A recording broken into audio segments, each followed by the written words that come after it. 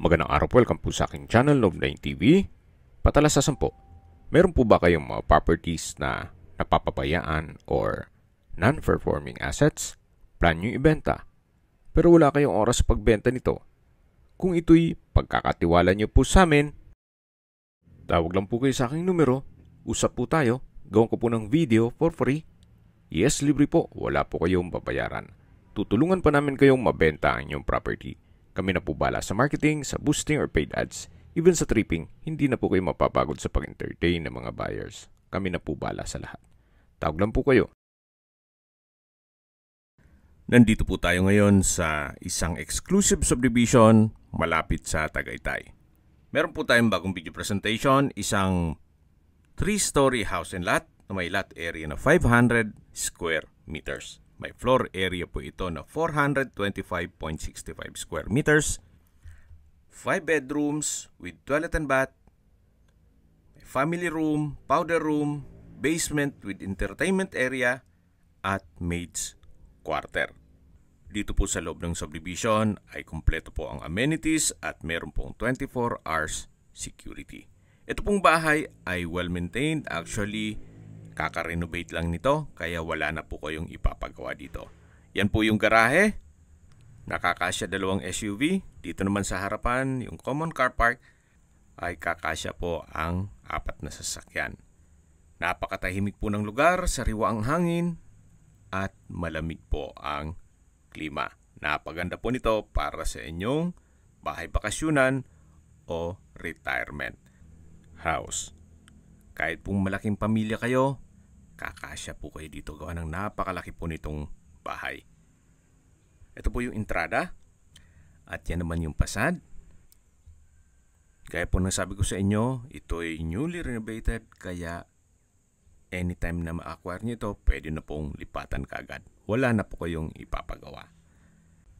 Ito pong staircase wall ay naka-natural stone design. Hanggang dito po sa kabilang side. Samahan niyo po ako, akyat po tayo.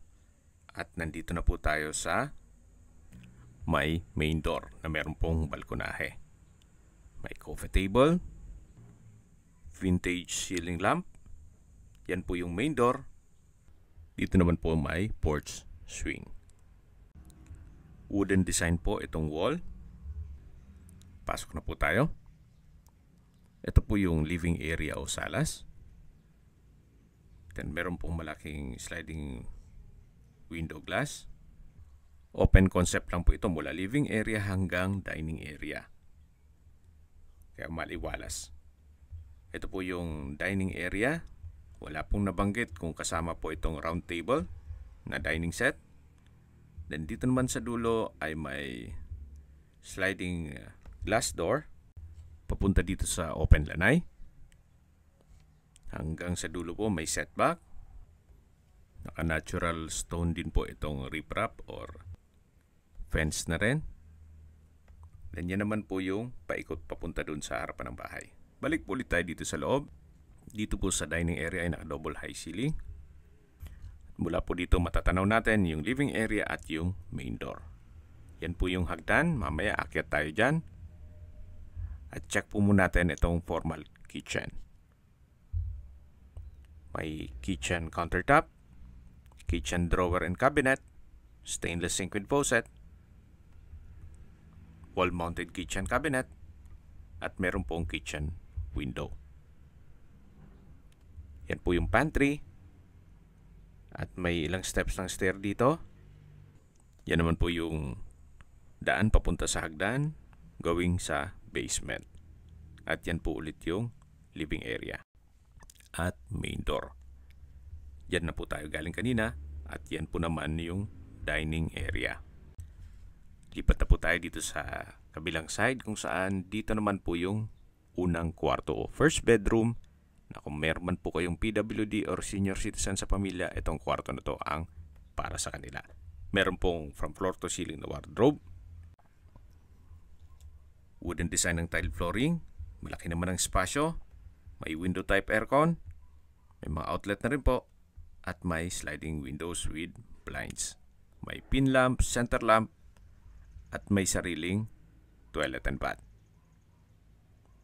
Check po natin. Naka-wooden door, tile bathroom wall, may hand wash basin, vanity mirror, water closet with bidet, then may shower curtain, at shower. Tunghayan niyo po ulit itong pinakaunang kwarto na kung saan malaki naman ang espasyo nito. Then meron din pong wardrobe at sariling toilet and bath. Solid wood door. At paglabas nyo naman dito sa unang kwarto ay yung main door, then yung living area, at yung access papunta sa kusina. At dito naman po sa kabilang side ay yung second bedroom na pwede nyo po itong gawing guest room. May ceiling fan, may window type aircon, customized glass window with blinds, at wooden design itong tile flooring. Meron din po itong sariling toilet and bath na naka solid wood door, hand wash basin, tissue holder, water closet with bidet, shower, vanity mirror, tile bathroom wall, at may bathroom window. So, kompleto din po yan. Ito po yung banyo ng second room na kung saan meron din pong wardrobe at hindi naman ganun kalakihan itong kwarto na to compare dun sa una. Naka solid wood door din po yan. Balik po ulit tayo dito sa living area. At yan po ulit yung dining area, then yung access door papunta sa open lanai. Dito po sa ilalim ay pwede pong lagyan ng understair storage. At nandito na po tayo sa hagdan. Yan po yung solid wood na balustre, then solid wood na staircase at handrail. Naka-metal railing din po ito. Samahan niyo po ako. Akyat po tayo. Pulido naman po ang pagkapintura nitong staircase wall. At nandito na po tayo sa second floor. Then dito naman po yung family area. Naka-wood parquet po ang flooring. May ceiling fan, pin lamps, at maayos naman po ang pintura ng ceiling at wall. Mula po dito sa family area, dito naman po ay may enclosed area. Mamaya check natin yan. At ito na po yung third bedroom.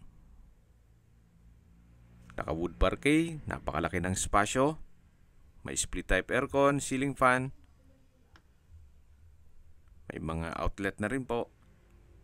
At meron din po itong sariling toilet and bath. Check po natin.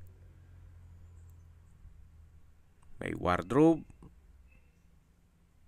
na may whole body mirror, ang cabinet doors, then meron pong jacuzzi, may water closet with bidet, tissue holder, may bathroom countertop na may malaking vanity mirror at hand wash basin.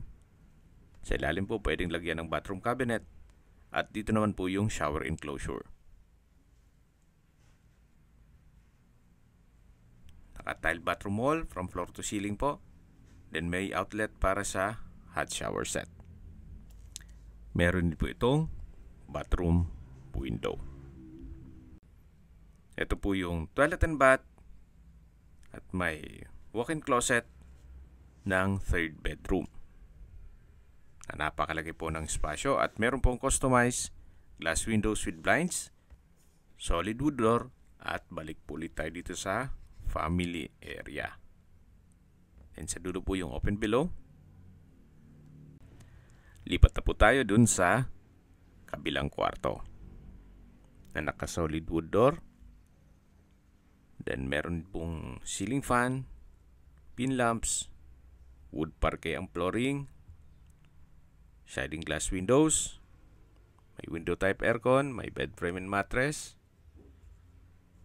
may drawer and dresser, at wardrobe na from floor to ceiling. Then meron din po itong sariling toilet and bath. Naka-tile bathroom wall, may hand wash basin, vanity mirror, water closet, at meron din pong shower. Then may nakaabang na rin na outlet para sa hot shower set. Ito po yung fourth bedroom. Then ito po yung kanina na dinaanan natin. Ito po yung balkonahe na may access po itong dalawang kwarto. Yan po yung third bedroom at dito naman yung fourth bedroom na i-present kong last na kwarto. Ito po yung kapaligiran. Tunghayan nyo po. Napakatahimik, napakaliwalas, sariwa ang hangin, at napakalamig po ng klima, especially pag bare months. Balik na po tayo dito sa loob. Yan po yung family area. Ito yung third bedroom. Then sa kabilang side yung fourth bedroom na na-present ko na sa inyo. At bababa na po tayo. Yan po yung open below. Meron pong glass walls and window na nag-serve sa natural sunlight. At dito naman po yung dining area. Bababa na tayo. Yan yung staircase wall. Pulido naman po ang pagkapintura. Samahan niyo po ako at bababa na tayo. Yan po yung access door na papunta sa kusina o formal kitchen. Actually, duman na tayo dito kanina. Nagkataon lang na nung papasok tayo dun sa living area, hindi ko na napakita yung hagdan na papunta naman sa basement. So ito po yung tinutukoy ko na access papunta sa basement. So bababa po tayo, meron pong hagdan dito. Ito pong basement ay napakalaki din ng espasyo. Meron din siyang access papunta sa garahe. Itong area na to ay pwede pong gawing music room or entertainment room.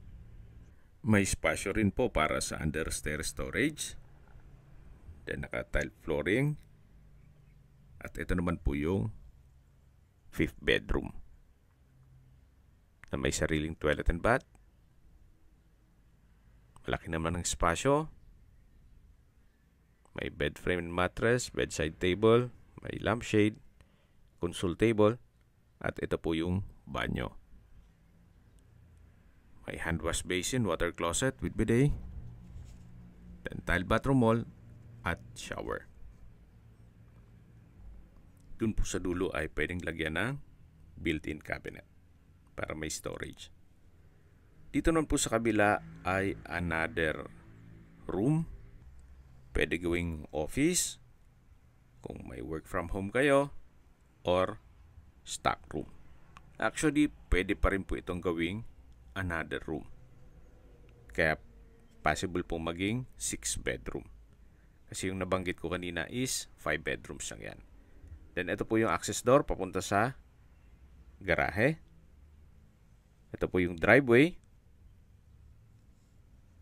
Then dito naman po yung service area. Hanggang dito po sa likod ay naka-wooden design itong pintura ng wall. Then check po natin itong service area, may countertop. At yan po yung maid's quarter.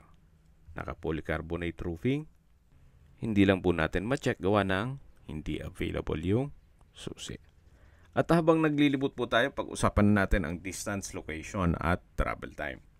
Mula po sa Twin Lakes, ang distance is 6.4 kilometers at ang travel time is 12 minutes. Mula naman po sa Mendez Crossing, ang distance is 12.8 kilometers at ang travel time is 20 minutes. Mula naman po sa Tagaytay Rotonda, ang distance is 29 kilometers at ang travel time is 35 minutes.